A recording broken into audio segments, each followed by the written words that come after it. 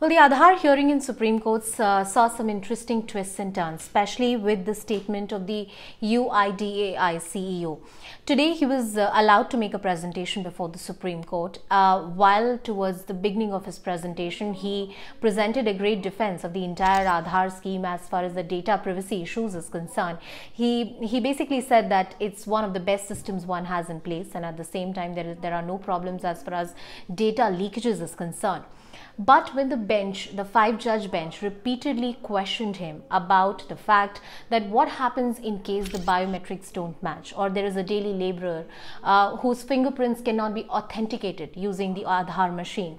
Responding to that, the CEO said that in these scenarios, one can go ahead and have a verification, say through the iris or through an OTP. The bench went on to ask that what happens in a scenario, say where it's a rural area and a person doesn't have access to the internet.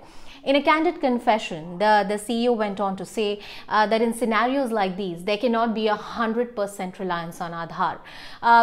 In fact, now the nodal authority is making a statement before the Supreme Court and saying that in fact they advise the governments and ministries repeatedly that there cannot be 100% reliance as far as distribution of the essential services and commodities in the country is concerned, especially the public distribution scheme.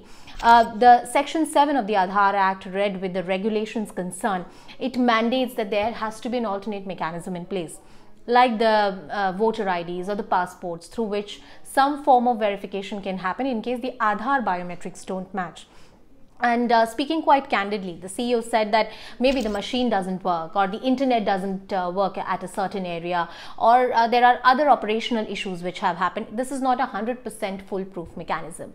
Now, this stand of the UIDAI, where it says that it has even went ahead and advised ministries that don't have schemes completely reliant on Aadhaar, is in stark contrast to the way the centre and the Modi government has been repeatedly defending the Aadhaar scheme.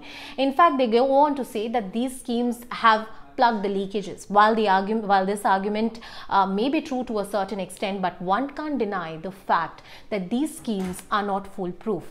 At the same time, what makes the matter worse is that the UIDAI is conceding that right now there is no scheme or an alternate mechanism in place, which in case of a failure of Aadhaar authentication can help the people on ground.